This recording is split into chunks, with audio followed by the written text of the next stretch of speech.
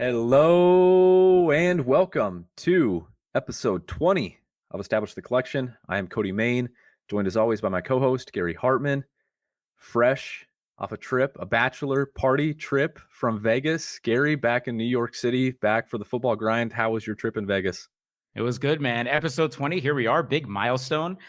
Vegas was great for my own bachelor party, had a fantastic time. So, it's been a week-long recovery process, but here we are on Friday night, and I think I'm ready to go. So excited for the rest of the football season here. I feel like you're way too young for a week-long recovery period from Vegas. Like you gotta bounce right back, man. Do you have any suitable for work stories you can share with the audience from Vegas? Sure. I think our audience will appreciate this one. So Sunday, I was nine guys. We had a VIP section at the Westgate Sportsbooks, like the biggest sportsbook in the world to watch football. We had a great time. We wanted one bet that we could all go in on. So we had the table for the entire day. So we decided to go in on Tyler Higbee over 39.5 receiving yards, as degen as it gets, right? And all of us got in on it. We probably, amongst the nine of us, we had like $4 or $5 grand on this bet total. And he hit it easy on like a 26-yard reception in the third quarter. That whole place must have thought we were just on drugs or something. I mean, we went insane for Tyler Higbee receiving yards. So that was just a little bit of the kosher side of our trip. But it was a great time, man. And won some money on football, lost some money in the casino, but overall came back strong. My first trip to Vegas was my bachelor party, and it was awesome.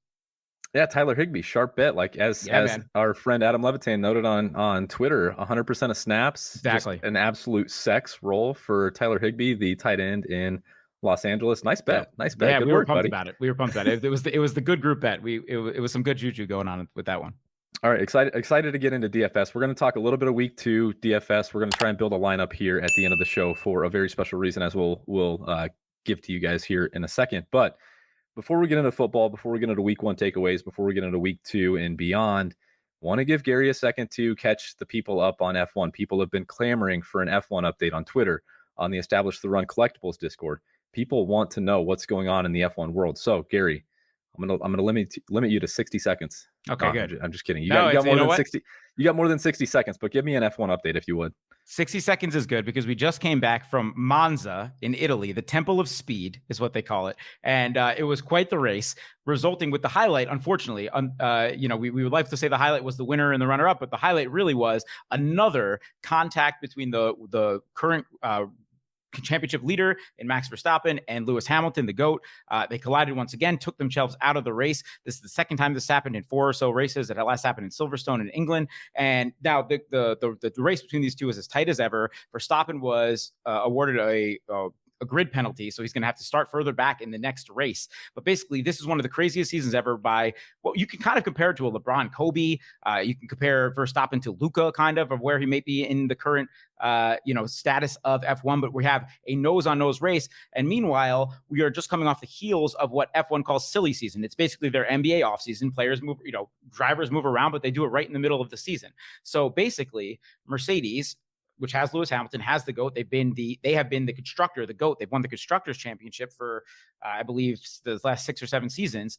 They basically said to Valtteri Bottas, who is Lewis Hamilton's driving partner, "You're out of here. We're bringing in the hot young kid, George Russell." Shout out to me. I said, let's all buy George Russell about 6-7 weeks ago. And I hope you did, because his market literally 4 or 5x that week leading up to hit. I mean, I was selling his base Sapphire stuff for like between $80 and $100. That week I sold him for $350, $380. Wow. So, that stuff's going to be hot. They are looking forward to the future, while Lewis Hamilton's career is still going strong, but might be coming towards the twilight of that career. So just a lot of fun happening in F1. The box prices went way up. F1 Sapphire Chrome boxes went up from like anywhere from $800 to $1,000 a box to $1,000 to $1,400 per box. So the market is hot. F1's here to stay.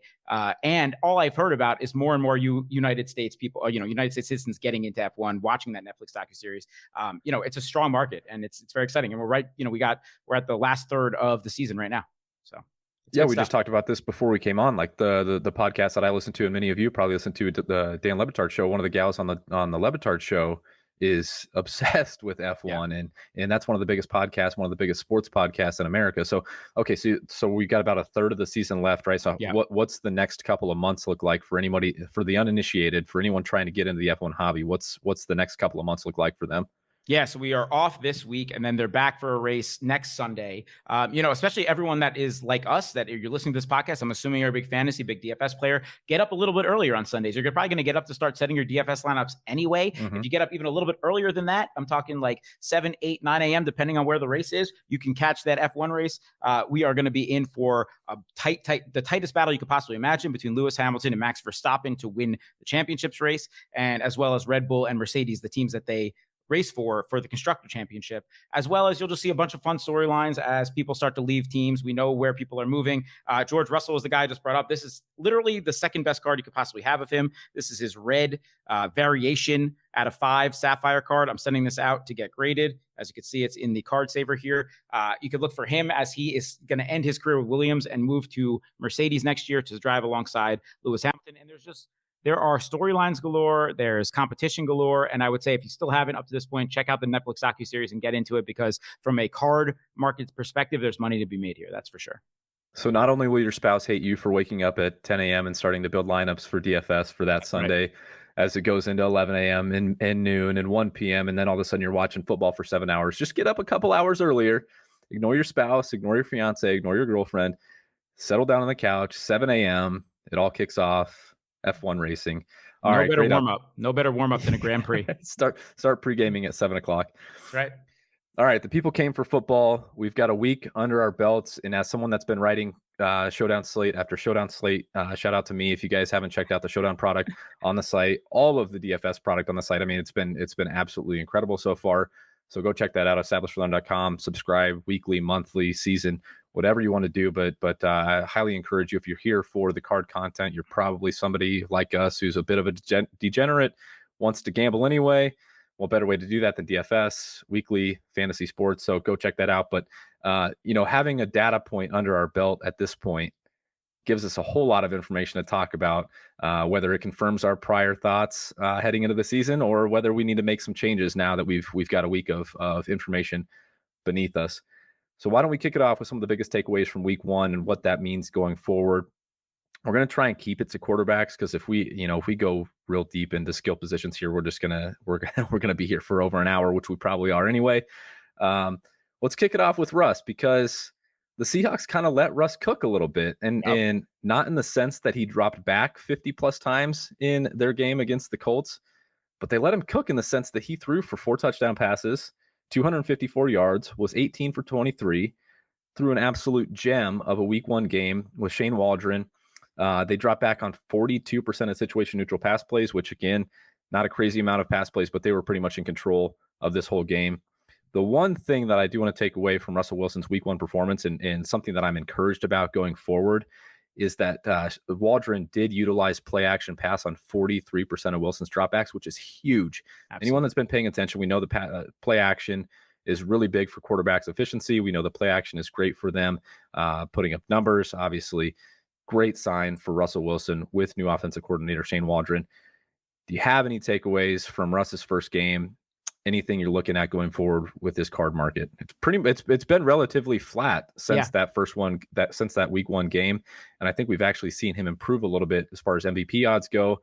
I think we can take away some things from Waldron's first game as offensive coordinator that we should feel really good about for the next 16 games.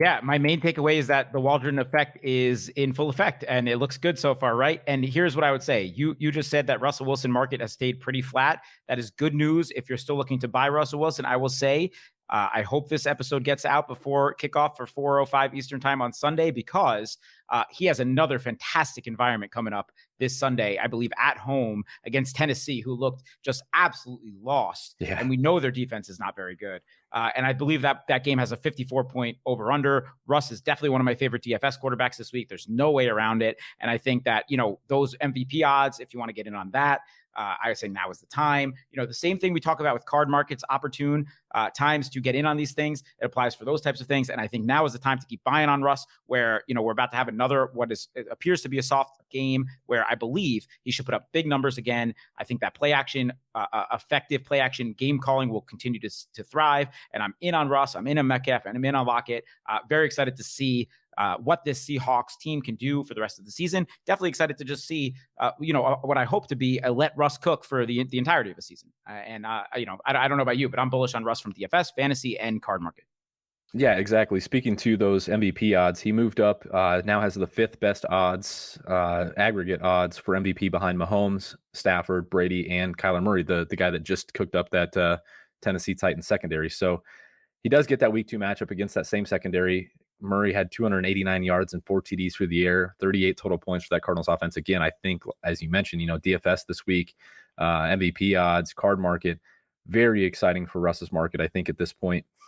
Looking ahead even further, for if you're looking to buy Russ now and hold through the season or even longer, Seattle's got a very nice 69% chance of making the playoffs per our friends at PFF.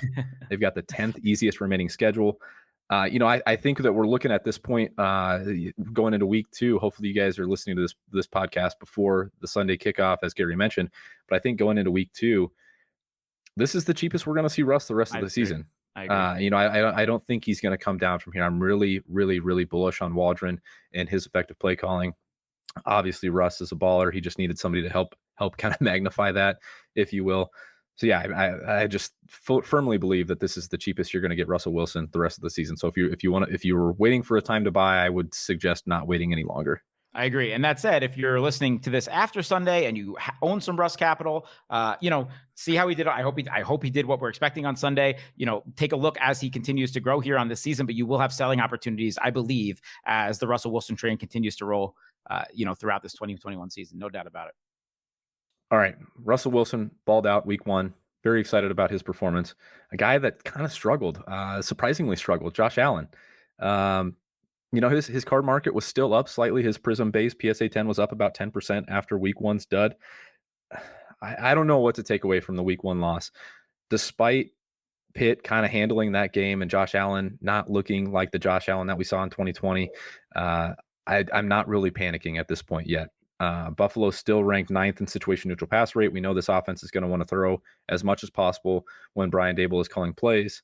They've got the league's 6th softest schedule from here on out, with an 80% chance to make the playoffs. Again, I think we're going to see Josh Allen playing in meaningful games at the end of the season. It was a little bit concerning to see him struggle in week 1, but I don't know that we should take too much away from that performance, given the sample that we have from last year on just how good that offense was. I don't know. Did you see anything different from that kind of Buffalo dud against Pittsburgh? No, not panicking. I think that Steelers defense will be that good. I think they will carry them to a nice season, even if Roethlisberger's well past his prime. And I think that's just what happened on week 1. They were caught on their toes a little bit. And I'm not panicking at all with Josh Allen. And if anything, I expect a real bounce back this week. And I know it may not be the easiest matchup against Miami, but if you go back and look at those stats against Miami last year, I was just trying to scrounge around for him, but I don't have them in front of me. But Josh Allen, I believe, as I was doing some DFS prep this week, just torched the Dolphins last year. And I think coming off that loss, I think we can expect more of the same as far as a statistical performance this coming week against Miami. I expect him to bounce back strong. He's still one of my favorite quarterbacks in the league, long-term, short-term, DFS-wise, card market-wise. I'm in on Allen. As far as a selling opportunity, you probably had that leading up to the season here as the hype continued to grow. I would probably be a hold on Josh Allen for right now. Definitely no panic, though, on Allen. No, none at all. Yeah, I tend to agree with you. All right, next guy up that we wanted to take away from week 1, Kyler Murray, the guy that we just talked about who torched that Tennessee Titans secondary. Kyler Murray was one of those guys that probably saw the biggest boost from his week 1 performance. His base PSA 10 market was up over 17% over the last 2 weeks. A nice boost for him after he showed that he could get things done against Tennessee. I know we just did our dibs episode last week, which seems like forever ago now that we've got a full week of NFL action underneath our belts. But I think that was your 2nd or 3rd round pick. It was, yeah, absolutely. So shout out to you. Round. You're doing real well there. I think your biggest question on that podcast was whether Cliff Kingsbury would hold that offense back. And now that they've got Rondale Moore, now that they've got AJ Green, say what you will about his age and if he's dust or completely washed at this point, but I think that offense can finally run 4 wide. I think they can finally stretch the field a little bit. I think even with Chase Edmonds now and James Conner in the backfield, they can afford to send Chase Edmonds out wide. I really like what Cliff Kingsbury did in week 1 with that offense. Keep in mind, this game got out of hand early. very early, if you will, because the Titans offense just couldn't put anything together with that Cardinals defense. But encouraging sign that the Arizona Cardinals offense still dropped back to pass on 78% of their offensive plays, despite the wild score that we saw from them. So I think Cliff wants to let Kyler cook, and I think he's finally got the offense to do that. Do you think that Cliff finally has the offense to fully unlock Kyler's potential? I think Cliff is at least not holding them back too much. And I think what we're seeing here is a fully unleashed Kyler Murray in year 3, fully healthy, with an array of weapons. And it's scary. It's scary for the rest of the league, man. Yeah.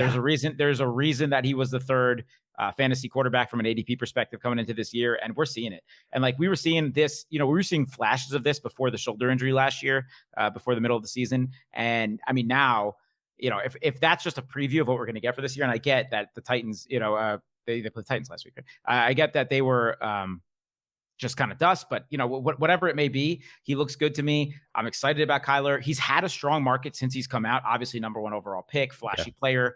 And I think that market has stayed strong. I think you can kind of take and leave Kyler throughout the season how you want to deal with it. Like, I think he's going to be in the MVP conversation so long as that Cardinals team competes. And I think that he's going to be a fantasy stud. We've mentioned the correlation between fantasy success and card market success. I'm sending this guy in to get graded to PSA. This is a first off the line Kyler Murray contenders autograph. And it looks perfect to me. I've had it ready to go, just waiting for the PSA submissions to go down a little bit. I believe the express tier just dropped slightly from 200 to 150. So I will be sending that card in as well with that George Russell card. And, if I feel like the time is right to flip the season, I'll do it, because I think we're going to get peak Kyler Murray over the next season or two here in year 3 and 4, fully healthy. Two interesting things that I think I want to have you touch on that you brought up. PSA Express tier Rio is dropping from 200 to 150, right? Yep. I want to get your take on that, but more importantly on Kyler Murray's market and what cards you would be targeting if you're somebody that's trying to buy Kyler Murray before that MVP ascension, if that's to happen. We're seeing his base PSA 10 pop counts already up to 2,300. Just compare that to a guy from a class prior in Josh Allen. His base PSA 10's at 1,100. Russell Wilson back from 2012, his Topps Chrome. Now keep in mind that 2012 class had Topps and Panini. His Topps Chrome pop count is at 1090. So we're just going to see, and this is to be expected. We're going to see those pop counts on this 2019, 2020, 2021 class get pretty high for their base cards. If you were targeting a Kyler Murray card at this point, if you were buying, what type of cards are you looking for? Yeah, so I've spoken about these cards a little bit in the past. I love the select field level silvers or colors. So select, they break them down into the concourse, and they have another one, the premier level, and then the field level. So they have 3 basically base variations of the card, and they make all those cards in the silvers and the colors as well. The field level is what's the shortest printed of those 3. To me, it has the sleekest design. I love the look of that card. And I'm looking on Card Ladder right now. The Kyler Select Field level only has a pop of 426, the silver. So, that card now at Card Ladder is showing up as a $918 card as it shot up after his performance in week 1. You could have grabbed that right at the end of the offseason for the $750 to $850 range. Oh, wow. So, we're seeing a $100 increase almost on that card at the minimum, but that's the kind of card that I'm looking at. I want to find select, maybe even optic colors. I want to find stuff with lower pop that isn't as sexy of a name as Prism, but will hold as long-term value to me. Now, if you could swim in those National Treasure streets, God bless you. If you could afford it, I think that's a pretty safe play if you think he could stay healthy. Now, we always know, these running quarterbacks, they run the risk of injury. But, if you are convinced that he could stay healthy, I do think we have a year or 2 period here where we're going to see peak Kyler Murray. So I'm cool with that. But, contenders autographs like the ones I just showed and select optic, that might be where I'm looking instead of Prism with the high pop and, kind of diluted streets. Okay, and on PSA real quick, for anyone that was ripping wax or getting into box breaks or buying their own packs during this kind of run up over the last couple of months, last year even, before PSA shut down, now that they're starting to slowly reopen, now that the express levels dropped a little bit, do you want to just give a quick re-update on what type of cards you would be sending in for this express level, or maybe even a quick primer again for anyone that's new on grading techniques, or what you should be doing before you send cards in, just real quick? Yeah, I mean, if you're just trying to get anything that you like or you think has long-term value slabbed up, you're still not going to PSA or BGS right now. Yeah. BGS is way, way, way backed up. I believe they just talked about the industry summit that they still have like 16 months worth of backup. BGS is in Wow. worse shape than PSA really ever was right now. So that Kyler Murray card, because I like sending autographs card to Beckett, was probably something that would have sent to Beckett previously. That's not happening right now. I think you have to evaluate each card as you want. If you, again, what I'm trying to say is if you want to just send something in, I'm not a huge fan of SGC, but they're the ones still with the cheapest prices, quickest turnaround, and they do have a resale market. It's going to be about half the price of that PSA market, but it does have it, and it's growing slightly.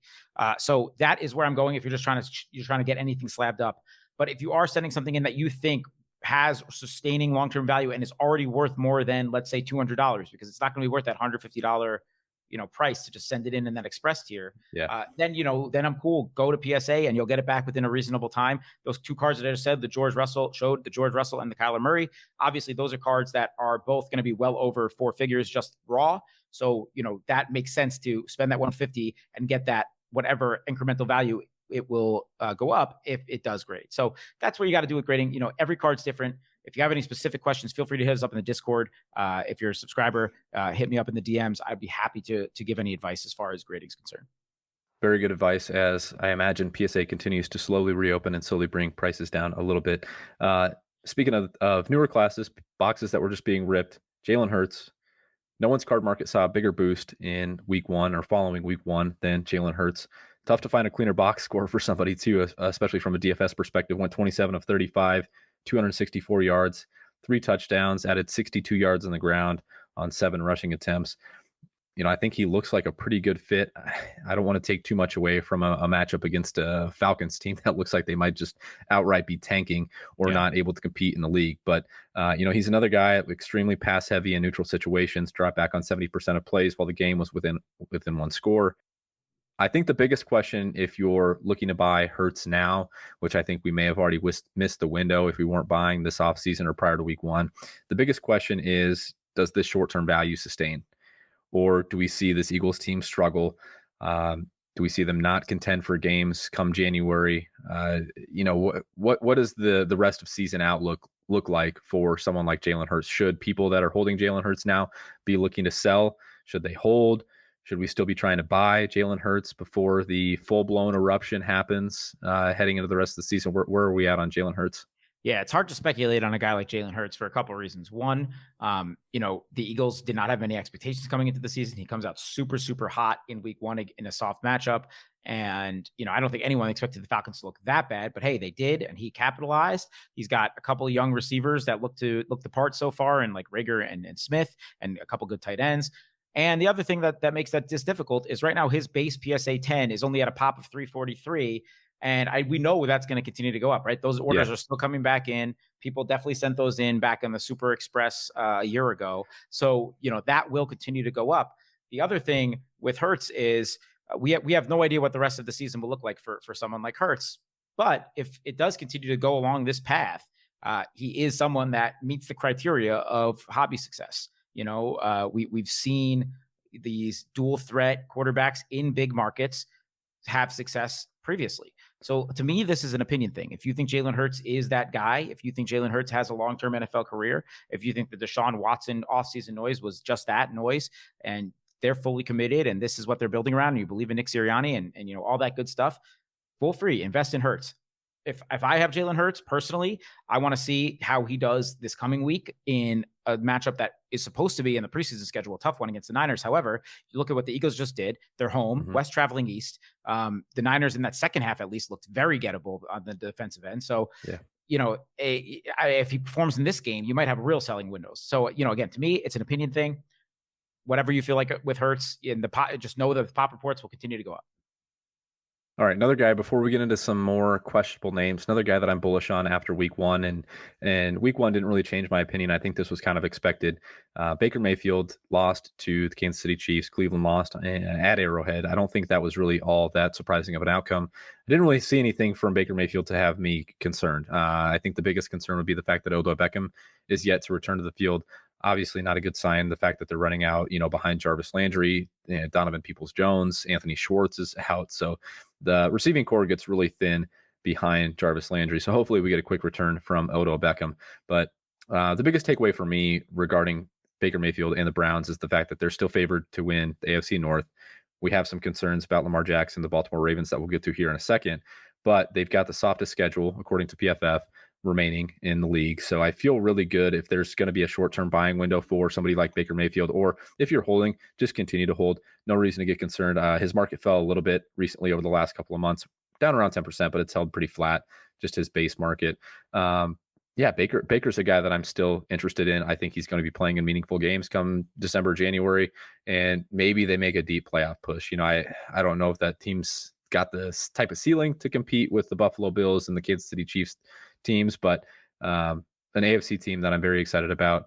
Baker, very excited about, charismatic guy. I think that hopefully, as we talked about throughout the offseason, a team that continues to pass more often than they run, and he becomes less of a game manager and more of a playmaker. So any thoughts on Baker Mayfield after week one expectation, where we kind of thought they wouldn't have the ponies to get past the Chiefs? Yeah, not much to add on Baker. I think you hit the nail on the head with that whole analysis. He held his own against KC. They were in that game throughout.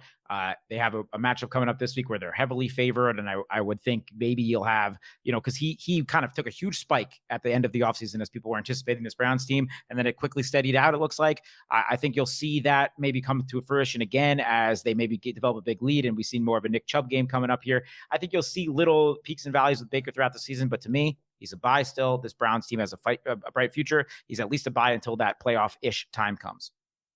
Perfect. All right. We've been bullish on the guys that we just talked about. There's a few guys here in the rest of this group that I think we may have at least some questions about, at least a discussion to be had. I am curious about your thoughts on Joe Burrow. Joe Burrow's a guy, when we did our last buy segment a few episodes ago, that I know you were buying and had already bought. His card market, we thought, would respond accordingly when he got back to action and looked good doing so, was healthy. But even his market is down about 16% over the last 3 months. His pop report continues to rise, as we talked about on his base prism PSA 10. I think my biggest concern, and Leone posted this with his pass rate over expectation metric on Twitter, is the Bengals weren't a pass-heavy team in week one, despite a close game, despite what we thought coming into the season. We thought they'd be extremely pass-heavy with T. Higgins and Jamar Chase and Tyler Boyd and that offense that we expected to be explosive. So I'm curious, is that a sign that Zach Taylor is hiding Joe Burrow, that the offense isn't ready? Should we be concerned about Joe Burrow? Are you throwing in the towel at this point after 1 week of action with Joe Burrow? Or is this just another opportunity to continue to buy before his market responds to better performances coming up? Yeah, to me, it's the latter. I think that was more of a result of them easing him back in, obviously off the traumatic injury. We've heard the reports out of camp that he was a little shaky on the knee. But to me, I was encouraged with what I saw. He held in there the entire game. We know that offensive line isn't very good. They squeaked out the win. And yeah, I think they were excited about where Mixon was as a player, and we're happy to lean on him for this game.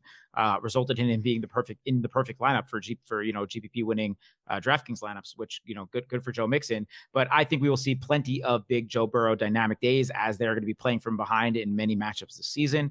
I am still a buy on Burrow. I will be very upfront though. I'm looking for the right opportunity to sell Burrow throughout the season. The buys that I made on Burrow for the offseason were not necessarily for long term. I was trying to capitalize on the injury. I'm looking forward to the point where he is, putting up those big numbers, even the Jared Goff type numbers that we saw this past week in kind of comeback type games. And we just know that he could be that explosive player with great weapons around him. And I'm excited about what Burrow could do for the season, at least from a statistical perspective. Yeah, and I fully agree with you. Be very mindful about your buying/selling windows when you're getting involved in somebody like Burrow. This Bengals team is not built for the now. He might have short-term spikes in his card market, but if you're looking to invest as somebody that is going to make a playoff push or MVP race like that, you're considering buying him for years. You know what I mean? You're not buying him to flip at the end of the year. You're buying him to hold for a couple of years until this team is ready to contend and has enough pieces around him to support what he can do. Right. A guy that I've been high on in that same class with Tua Tagovailoa, they go to Foxborough, they get the win, but I think, and this is something we want to talk about today with rookie quarterbacks. I think that Mac Jones might have outplayed Tua despite losing. So I'm a little bit concerned about Tua, and more so just based off of how his market has responded, even with Miami going up to Foxborough, getting the W. His market is down about 25% over the past couple of months. They're also going to be without Will Fuller for an undisclosed period of time. Shout out to Will Fuller. Sounds like he's dealing with some personal stuff right now, so hopefully he takes the time that he needs, but obviously not good for Tua. I think there's one good takeaway for me, maybe two, and that is ESPN has a good metric for defining offensive line play, and that's pass block win rate. And they actually ranked about league average or a little bit above league average against what I think is a pretty good Patriots defensive line and pretty good Patriots defense as a whole. So they ranked 13th in ESPN's pass block win rate in week one. Think that's hopefully a good sign, maybe some continuity there for that offensive line. Maybe they can continue to play well. More importantly, they have one of the league's softest remaining schedules. I think they might actually be a good bet to make the playoffs as a wild card.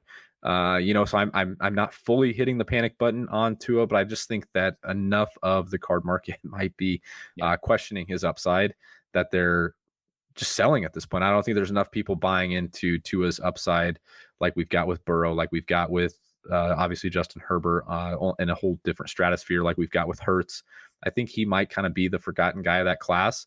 So I'm really hoping that he can turn things around, especially from, kind of a numbers perspective too, because if he just wins these game management style games, I don't think it's going to get people very excited. So can you talk me off the Tua ledge at all as I'm starting to slightly panic?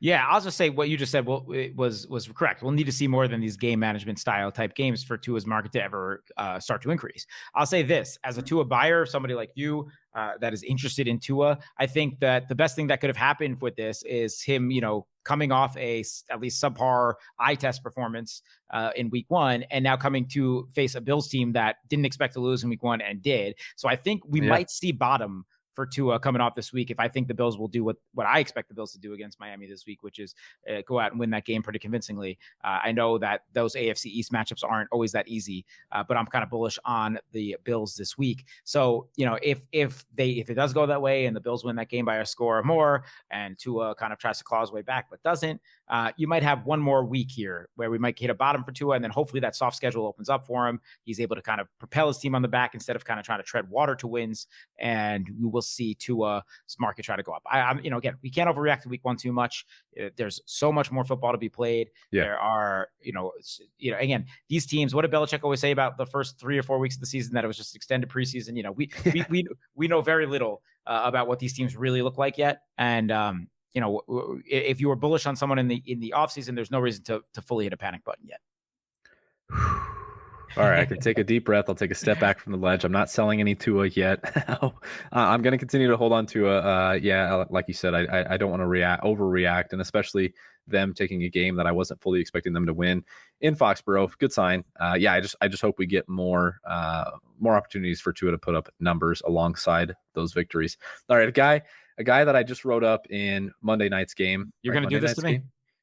Thursday nights or Monday? Thursday night's game. Let's hit. Okay, I was thinking about another guy, but let's hit Daniel Jones because I need to get it out of the way. Man, I don't know. I don't know if I was more disappointed by Thursday night's loss than you were. I don't want to put that into your. There's a 0% chance that you were more disappointed with the loss. I think we were both encouraged. We were both encouraged by Daniel Jones' performance. I think there's no doubt about that. All right. There you go. You've let the cat out of the bag. Daniel Jones. Obviously, the week one performance was just a throwaway performance. The entire Giants team looked like absolute garbage against Denver. They did not show up. But week two, they've already played their second game Thursday night against what was expected to be a pretty good Washington football team defense. You mean 59 points wasn't what we thought would happen in that game? I mean, the over-under was 41. And, again, if you guys are paying attention and following along to the showdown breakdowns and to following along to the DFS information on the site, we were all over the over. We were all over the Giants as, 4-2 type underdog heavy build in that game. We really liked the Giants, but I did not expect 59 points. I did not expect Daniel Jones to play one of his best games of the season. Of his career. Of his career, of his career, he really looked. He looked comfortable. He was great. Good. There's no way around it. He was great. Especially in the second half, he was fantastic. And then the coaching staff lets him down, and then they just find a very, as you put it on Twitter, a very Giants way to lose the game. Self-inflicted wounds. I've been very vocal about my purchasing of Daniel Jones. I've also been very vocal about buying not great quarterbacks, hoping to find kind of the outlier, if you will, the Josh Allen of the bunch that the market is down on. Hopefully there can be a breakout. Where are we at with Daniel Jones? Because the market is completely fallen off, but I think at least we can take encouraging signs away from Thursday's game. The read option looked great. He looks incredible as a runner. He might be a top 5 rushing quarterback in the league. Easy. I mean, at least from a speed perspective, he is. Yeah, in open field, you know. Yeah, and on a straight line, Daniel Jones might be one of the best rushing quarterbacks in the league. So what do we have to take away from Thursday night's game? And is it a sign of things to come going forward, or is this just a blip on the radar? You can see my face getting red, Cody, and so I'm gonna keep this to the card market. I'm gonna keep this to Daniel Jones. Let's not get into the fact that Joe Judge just completely got outcoached in this game, and they completely murdered themselves, and they should have won that game 20 times over. And Darius Slayton should have caught the. Okay, I'm getting off track, but yeah, Daniel Jones. Listen, as two people that have pretty hefty Daniel Jones positions, I think we just have to be encouraged. And even week 1, he did not lose in that game at all. He had one bad fumble, and that's what we've been come to see with Daniel Jones. And even every time he carried the ball last week, which was last night, which was a handful of times, I was just pacing around my living room saying, "Don't fumble, don't fumble, don't fumble, don't fumble, don't fumble, don't fumble." And he didn't, so that was nice. And listen. I was taking a lot in best ball at the end of drafts because I want high rushing floor quarterbacks. And if Jason Garrett's actually going to call games like he did in the second half of last night, which was with some gumption, pushing the ball downfield a little bit and trusting his quarterback to step up into the pocket and make throws. And Daniel Jones had that zip behind the ball. And this is why me and you liked him. He is a high floor rushing quarterback with a fantastic deep ball. Now, everything else in between that has been questionable. There's no doubt about it. But, if we could see the other stuff just come together a little bit in an offense that isn't a complete disaster, we know he has the goods to be a solid quarterback. Now, I know that's a lot of ifs, but listen, all I want to say, let's take a step back. Let's be encouraged by the performance so far. And, we have a matchup coming up against Atlanta next week that he has one more chance to really take another step forward before the schedule really toughens up from there. So I'm in on Daniel Jones still as far as a buy, especially after his market tanked. And, I obviously I'm biased as a Giant fan. I want him to succeed. I'm not moving any of my stuff as of right now. Yeah, I have enough just base and all of the cheap Daniel Jones stuff. I've got a large enough position there that I wasn't really actively looking to buy after week 1, but I saw his cards going as cheap. His base PSA 10, right? And I know the pop count's really getting high on that card now, but his base PSA 10 going for $75 on eBay auctions after that week 1 loss. Crazy. And I had no need to buy at that point, but it's just like, oh my gosh, we've really fallen. I mean, we were truly reaching like Drew Lock levels of just completely giving up on this guy. And at least this guy's playing every snap compared to Locke, at least he's playing. Yeah.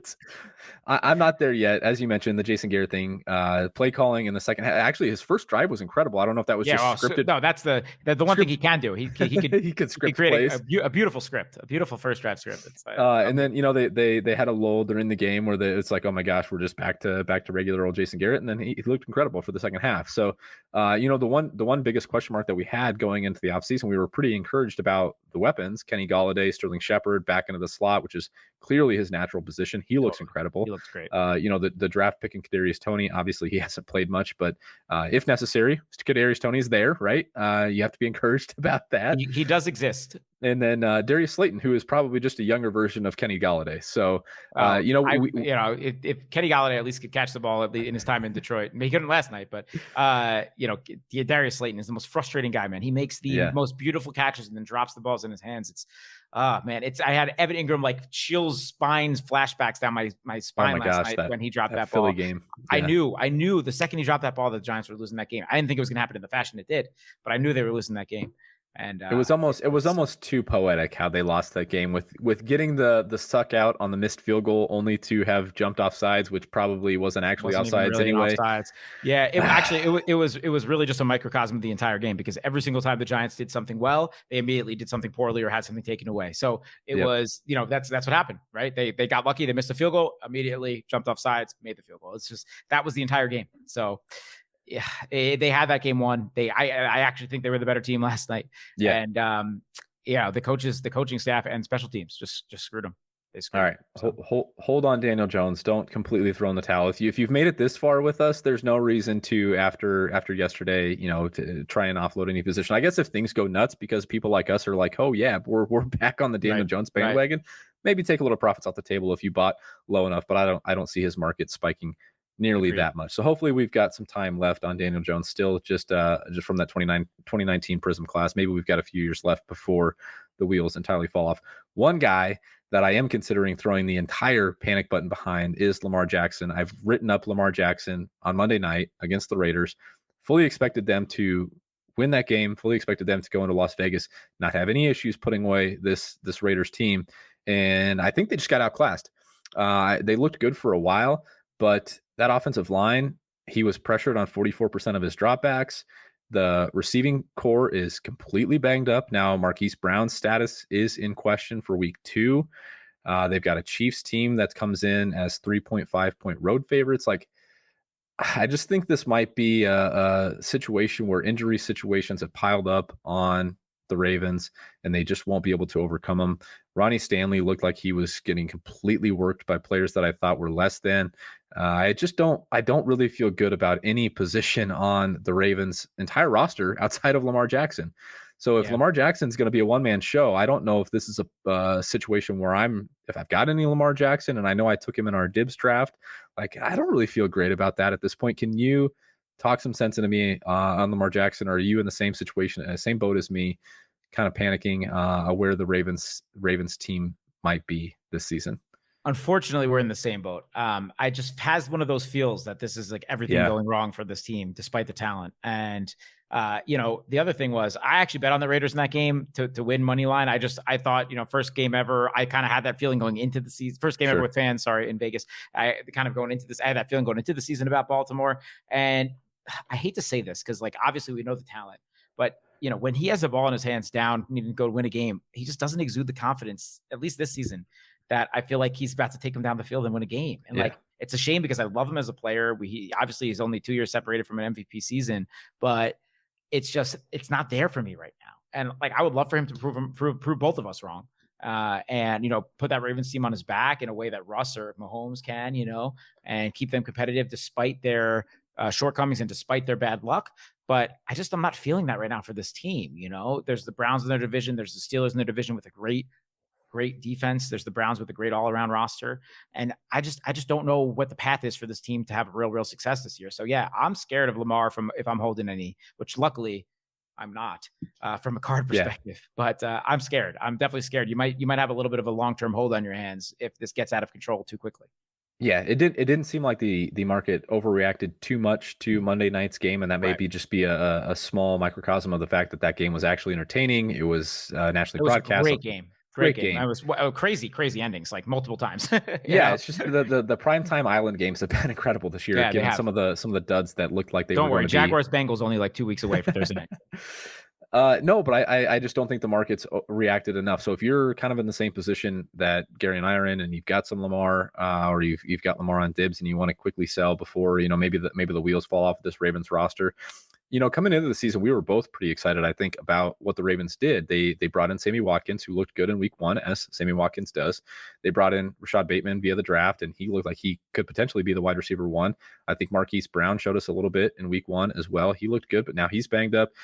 It just seems like every skill position they're running through injuries, and now we've got offensive line question marks. As mentioned, I don't feel great about this team. But as you mentioned, with the long-term hold, I do have faith in the Ravens coaching staff. I have faith in the Ravens front office. I have faith in Lamar Jackson. So maybe, as you mentioned, this is a long-term hold. If this is just a one year sort of dip, maybe you've got a buying window.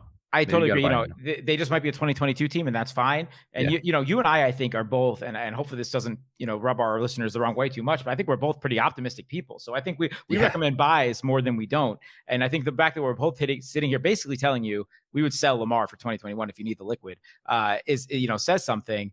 And that's really it on Lamar. I had another point, but I can't remember it right now. So let's move on from there. Unfortunately, I don't think. Oh, I know what it was. So yeah, I mean, they've just had terrible luck. I mean, obviously they've lost both of their 2 starting running backs. They lost Jimmy Smith in the same press. They lost Gus Edwards. how about this? I went 0 RB basically in my main home league, and my 2 running backs going into the season were Gus Edwards and Raheem Mostert. So I'm sitting pretty there, but that it's just, that's football for you guys. Some teams are just not going to have it, and the luck might tell you it from week 1. And I think Baltimore might be that team this year. All right, we didn't talk about any rookies. We had a few rookie debuts. A few rookies look good. A few rookies not see the field. A few rookies kind of see the field, and a few rookies not look so great. You wanted to do a quick rookie QB draft. We've got products coming out.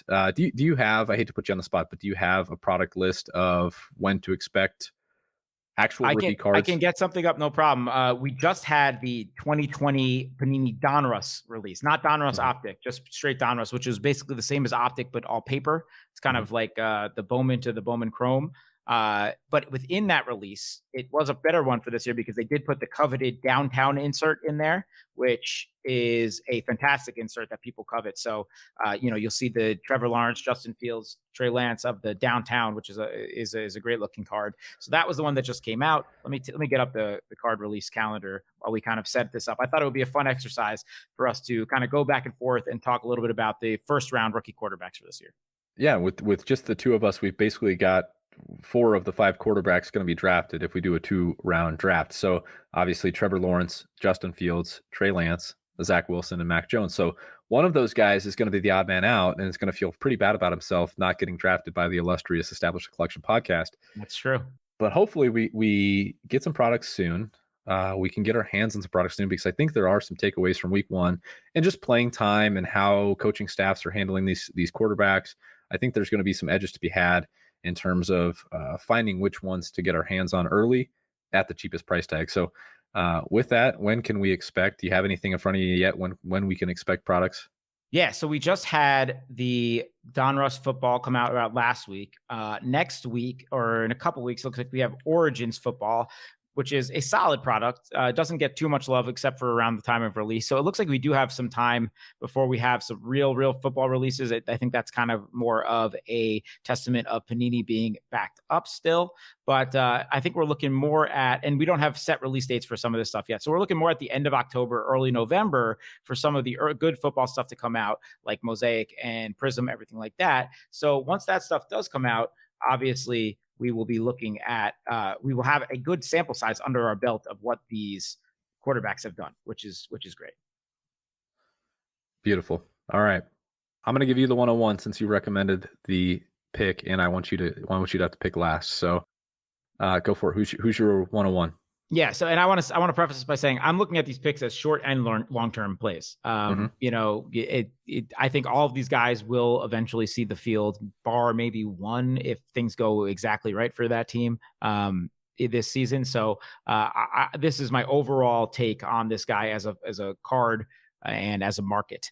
So I think 101 has to be Trevor Lawrence. And I think it's kind of a no-brainer. I think we're going to see a lot of games like we saw in week 1. We're going to see I almost see a Peyton Manning-esque rookie year with a kind of sprinkle in the modern day NFL offense. So obviously the upside of the touchdowns and the yards, but we're going to see a lot of picks as well. That said, we'll see him flash plenty with, I think everyone knows the Jaguars are just starting this thing up. I don't know how much faith I have in Urban Meyer, but I do have faith in the talent that is Trevor Lawrence to be as advertised. So give me the safer pick. Give me that, generational type talent at the 101 in Trevor Lawrence. I'm happy to get any of the cards I can get my hands on and hold and grade long-term. Yeah, I think the nut run out for you would just be if Urban Meyer goes to USC and you get rid of that. Rid of that situation immediately. That was a bad start for week 1 for Urban Meyer. Oh man. Yeah, losing to the Texans was not great for Trevor Lawrence and Urban Meyer, but we'll see. I mean, obviously week 1 rookie quarterback, not too worried about that. No. I think things set up well for me here because I've got the 2 picks that are kind of obvious. If you're at all involved in fantasy Twitter, the next 2 picks are going to be Justin Fields and Trey Lance. Yep. In no particular order, because they're kind of the obvious, in terms of dual threat quarterbacks that have the type of marketability that's going to drive their card markets. I believe there's another guy I think that's on this list that's a step above the other guy. So we'll see which direction you go and if you agree with me.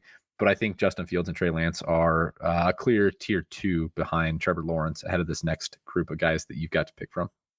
Yeah, I think that is, the answer there. They both are dual threat. They have high rushing floor. I'm really excited for Justin Fields to get in there. I think, Yeah. right, like, I think the Niners are going to be okay either way if they can at least just their injury luck has been terrible the last couple of years. But I am excited about what Shanahan has going on this year, and Garoppolo looked pretty good in week 1.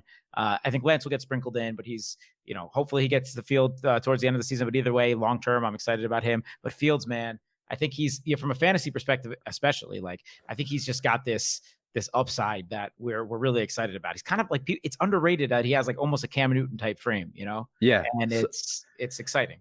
So one thing I will say, I don't know how quickly Fields is going to find the field, but I would worry about that Chicago front office. I would worry a little bit about that Chicago coaching staff. I don't know hardly any of these rookie quarterbacks step into perfect situations ever, right? But I would worry a little bit about Fields' situation just long term. Can that Chicago coaching staff, can that Chicago front office put a contender around him?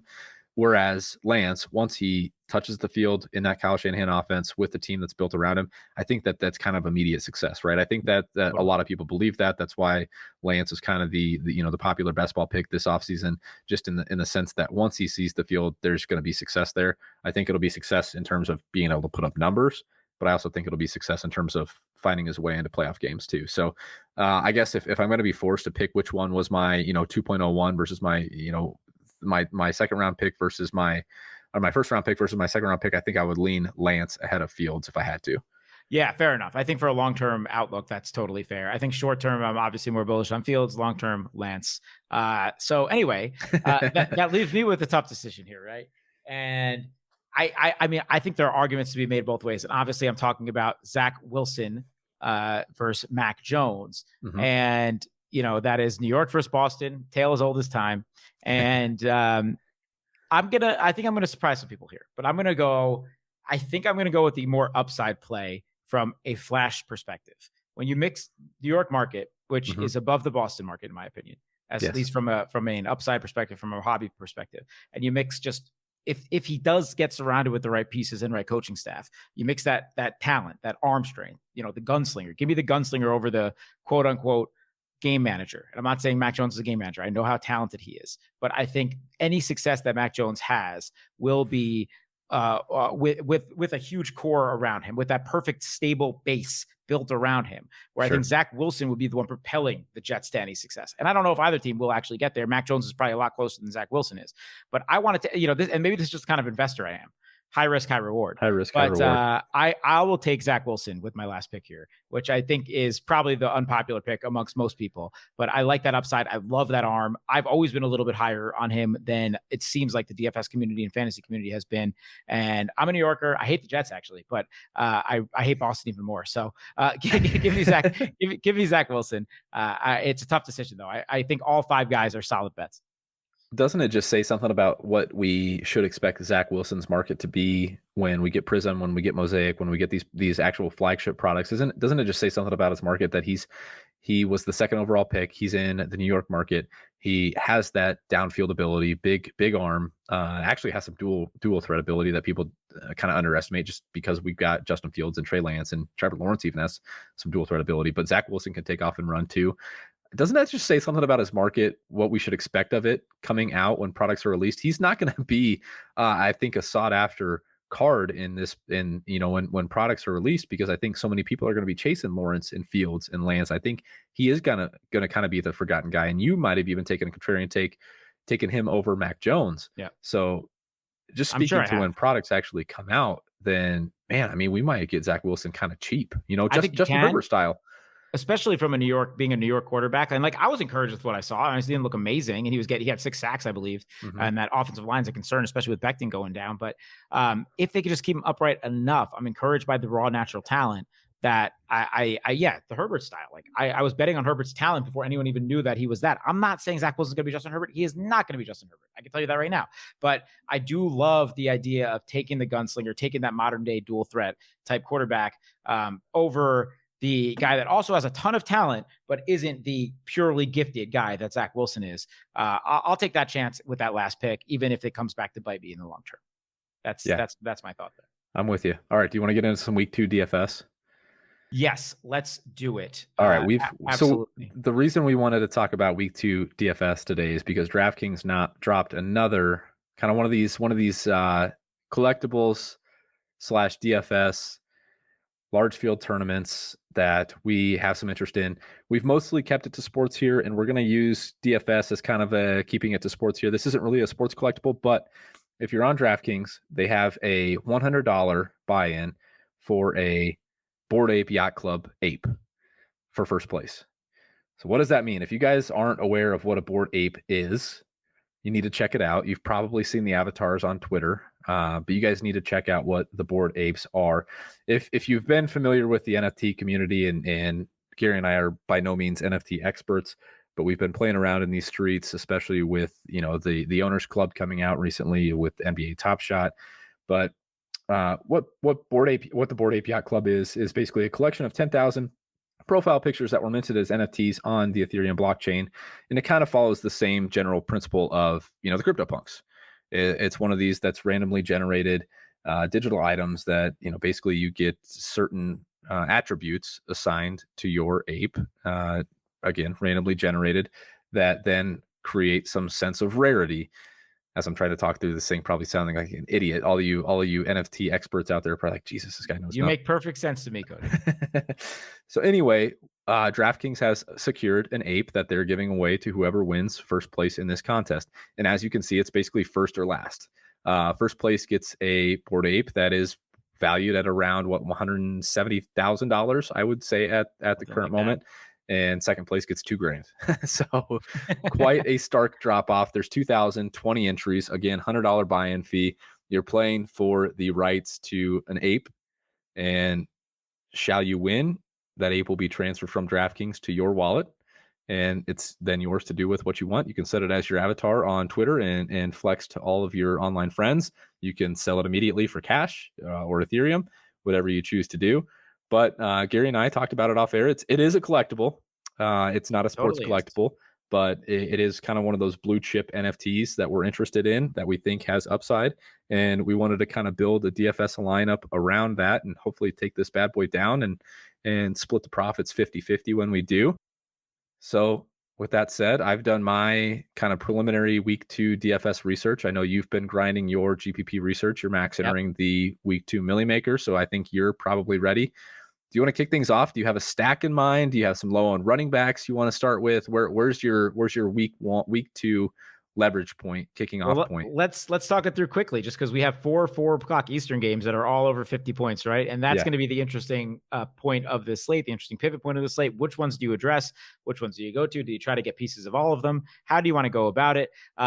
Yeah, I mean, I'm excited about this. I think this will be my only ape entry because, listen, I'm seeing apes everywhere. It's Planet of the Apes out there on Twitter. And I'm excited about it. I feel left out, and these apes are worth a ton of money. And I like that. I do like that DraftKings does things like this. We've seen them do some CryptoPunk stuff. We're seeing they've done a Luka card, a Luka auto card, PSC. Yep. Totally. So, no, let me throw it back to you. I have some ideas, and maybe we spoke about couple of these guys earlier, but I'm in on Russell Wilson in Seattle this week. If you know a little bit about me as a GPP player, I love spending up at quarterback. I'm all in on that theory. So that's kind of where I like him. Obviously the Dallas Chargers game is also something to look at. So do you have a preference there? Yeah, as we talk through this quickly, there's actually 2 guys on this week's slate that are probably the most popular and have massive card markets that we didn't talk about, and that's Dak Prescott and obviously the king from the 2020 class, Justin Herbert. Yep. That game is going to be, I would imagine you agree with me that that game is going to be massive chalk unless... Hard to avoid, though. Yeah, exactly. So I do agree with you that I like the Russell Wilson Titans stack too, with the Titans bring back. I think we can kind of get away with that with some more higher ownership at the running back position and kind of build out a more balanced lineup from an ownership perspective. But then I'm also with you paying up at the quarterback position. Is there a quarterback on this slate that's got more upside and probably more raw scoring potential than the $8,200 Kyler Murray? Maybe not. And we spoke ad nauseum about him before and that upside, and Minnesota, looked beatable last week. Yeah. And it's in Arizona, and I bet you he comes with less ownership than all those guys. So I'd have no problem going that direction too. We get So you tell me. I want you to make the call on quarterback. We'll build it from there.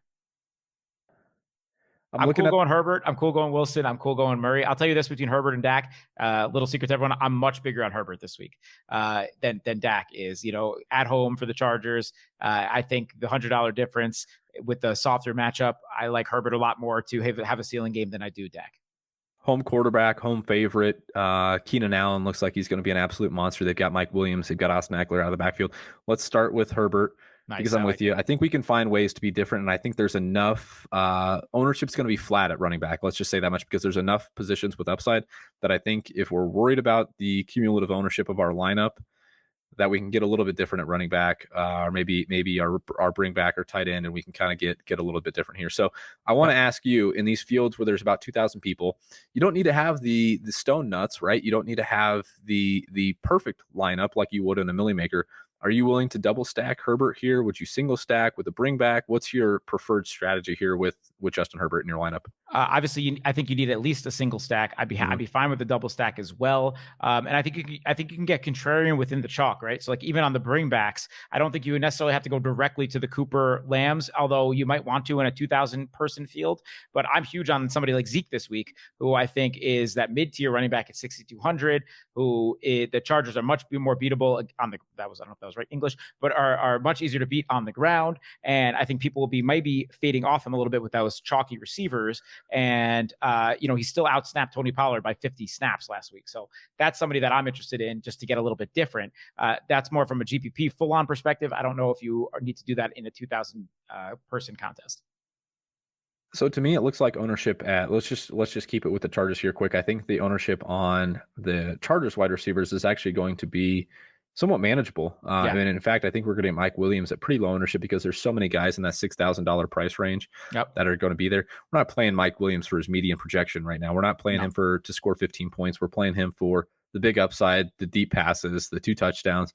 I think we start there. I think that gives us a pretty low ownership. And then if you want to double, I think the obvious guy to bring back is probably one of the best wide receivers on the entire slate, and that's Keenan Allen. If you want to double stack, I think we should okay with that. I think we'll find some cheaper running backs or mid-tier running backs that we can mix in here to keep it cheap. I guess I'll kick it back to you. Do you want to bring it? Do you want Zeke to be the bring back, or do you want to go with one of those Lamb Cooper types? I mean, I think if we're going full on double stack, it might make sense to go with one of the receivers, especially in the smaller field. I'm huge on Zeke from a GPP perspective this week. I'm going to be way above the field on him in 150s, but I do think in a format like this, it probably makes sense to go to Cooper or Lamb. I would say. I think Cooper being $400 more expensive and projecting about the same is going to come in with lower ownership than Lamb, especially in a small field tournament where more people will be hand building as opposed to just jamming optimizers. So I say we plug in Cooper there. I know we're going to start getting restrictive here with salary, but let's plug that in and we'll figure out where we can go from there. We won't build this thing out entirely. I think we've got to stick with DraftKings guidelines and not build an entire lineup, but we'll give you guys an idea of what our show is going to be. I think we need to go to one of the mid to lower tier running backs. So let me go you where my head's at. I love Chase Edmonds this week at 4,900. I love that Kenyon Drake now should draw some ownership from him. I'm not going to be touching Kenyon Drake in that range against Pittsburgh, at least not in tournaments. The ceiling isn't there for me. And also we know the Ronald Jones talk has been there from Arians. So I like Edmonds in that range to hopefully get the ownership drawn away from him from those 2 other guys surrounded him. So that's the cheaper running back that I would be going to. Yeah, absolutely. I'm 100% with you. We know we need to get very different now. We're probably rostering one of the higher owned stacks. Again, I don't expect Mike Williams to draw a ton of ownership, but we're rostering one of the higher owned stacks on the slate. We know we need to get different at running back. Let's start there. $4,900 Chase Edmonds. I think we've got about 4,600 left with probably a cheap tight end and cheap defense mixed in there. So we're kind of free to do what we want here. We know we're probably priced out of the Alvin Kamara, Christian McCaffrey, Dalvin Cook range. But I think we can kind of do what we want in that 6K range at running back. Does anybody else stand out to you, or do you have a play at tight end that you're interested in? Yeah, I mean, at the 6K range in running back, I've kind of debated this all week with myself between that Harris, Zeke, Montgomery, Carson tier. I'll let you know this of how I feel about Carson. And this probably, again, I'm such a GPP player that my mind goes to big field. Excuse me for that, honestly. But Carson's someone that I honestly avoid in those matchups, especially with these new Shane Waldron offenses. I don't love his ceiling for these types of games. I think he's a fantastic floor player, fantastic floor back, but I don't love his ceiling. that doesn't mean that he wouldn't fit into a lineup like this where we're kind of banking on the receiving ceiling. But Montgomery is another guy. He has continued to surprise us for what is now going on like 9 or 10 straight weeks, right? I like all those guys. Najee Harris is going to be mega chalk. I could take it anyway with that mid-tier 6K running back range. Yeah, I think we still need to stay away from getting too chalky in this lineup, and the fact that this is basically a winner-take-all type field.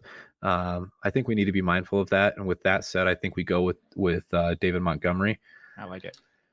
The role for him has just been incredible. I don't think there's too much to take away from their loss against the Rams in terms of efficiency, but getting a Bengals team where the game should project to play much closer, and if the Bengals do pass more, we get more play volume for the Bears. Certainly excited about David Montgomery this week and this season. I think there's plenty of upside there at 6,100, and with as many guys that are priced around him, the ownership that we have projected for him on Establish the Run might even be a little bit high.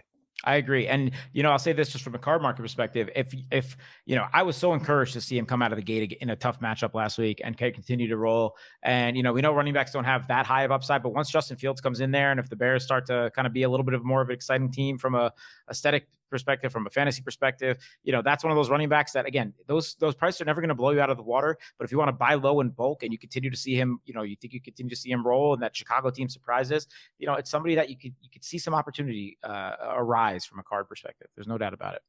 Yeah, I'm with you. All right, let's give the people a tight end. We'll have a nice little shell here, and we can leave flex and DST to your imagination. I got a name for you. Secondary correlation, we have Edmonds in there. Tyler Conklin, if we're trying to go really cheap here, 3,200. Obviously, was on field for 59 snaps last week. Had 4 catches for 41 yards. We know they're pretty thin behind Thielen and Jefferson both. We like that game environment. We like the correlation. To me, that's the cheap tight end that I would go to in this particular lineup. Yep, let's do it. Yep. So now we have 4,600 average left. I think we're going pretty cheap at defense. You tell me where you want to cut this thing off. Let's cut it there, because I think we can leave the rest of it to the people's imagination. Yep. I think we actually have a little bit of secondary correlation we could do there with Montgomery, with some guys that we like from the Cincinnati receiving core. I agree. And then, whatever fits at DST, as you guys know, we're not too worried about where we go with there. There's very little correlation between projection and actual fantasy points scored at the defensive position. So as long as you're not just eating chalk there, I think you're in pretty good shape. But this is a good shell of a lineup that I think we can use to try and take down an ape. And excuse me for my poor explanation of what an ape is. I encourage you guys to check them out if you're brand new to the NFT world and are coming at this from a sports card world. There are blue chip NFT projects out there that I think are going to continue to hold value long term. And hopefully we can mix in some of our analysis on those type of items when it makes sense. But obviously, as you guys would say, hashtag stick to sports. Yep. Well, absolutely true. But hey, the crossover between Apes, NFT, OpenSea, and DK, we like it. And listen, this lineup, you got to get different to win things like this. Usually I would try to go for one of those high price running backs, but in a week like this, where there's so many potential true game stacks from a quarterback receiver perspective, it might not necessarily be what wins. Now, I'm going to have plenty of McCaffrey cook. I don't want to make this too DFS-y, but I'm going to have plenty of McCaffrey cook and Kamara. But you gotta have some lineups that are going to have that $6,000 range running back with high price receivers. So, this is a type of build that could win something like that this week. No doubt about it. I love it. I love this lineup. I'm going to PayPal you my $50. That way, when we do ship this thing, you have no reason to not let me take half of this ape and set it as my profile picture, because that's exactly what I'm going to do. We're going to soon people will see both of us in the ape field, and it'll be great. It'll be perfect. All right, guys, we really appreciate you being here. We're going to follow up quickly on Tuesday. As just a peek behind the curtains, we're recording late Friday night as Gary got back from Vegas, and we're both very busy with football season. We're going to record again Tuesday night. Hopefully this episode gets up quickly. We'll record Tuesday night and go back over our Dibs draft that we had with Adam Levitan from last week. So if you guys haven't checked that out, check that out. We've got some data from Dibs. We kind of want to show you guys how the card market reacted from the week 1 performances. And by then we'll have some week 2 takeaways, hopefully, as well. And then we'll go into some more detail on all of this stuff as well, catch up on news and notes around the industry, catch up on the Owners Club, where we had Justin Herzig on a couple episodes ago. The Owners Club has been a ton of fun. Shout out to me. I won $25 in week 1. I've got my lineup set for week 2. Congratulations. And shout out to Justin and the team at the Owners Club for some added utility, some added benefits to holders of the cards from from week 1, basically, they airdropped me a Tampa Bay quarterback card that is going to be in one of my main event lineups this week. So Nice. hell yeah. Thank you, Absolutely. Justin. Thank you, TOC team. We really appreciate that. Continuing to reward the early adopters. Such a good time. Such a good time. It was fun to check my DraftKings lineups, my FanDuel lineups. Don't have any season long teams, so I'm not worried about that. But then Really, none at all, huh? none at all. Not a single Wow. one.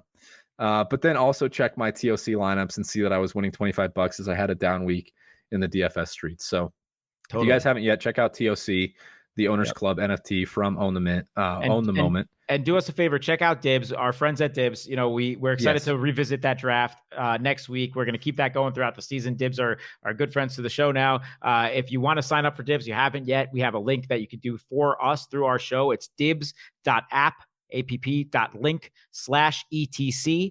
You do that, they know you come from us, you show us some love, and we really appreciate that. So Dibs, we're excited to keep that content coming throughout the season. Great way to monitor all card markets, all players markets, but especially football guys as this season continues to progress. And we'll drop that link in the show notes as well. Appreciate you guys for being here. We went a little long, but we haven't seen you for a while, so we needed to get some stuff off our chest. But totally. With that said, for Gary, I'm Cody. We'll see you later. Enjoy week 2.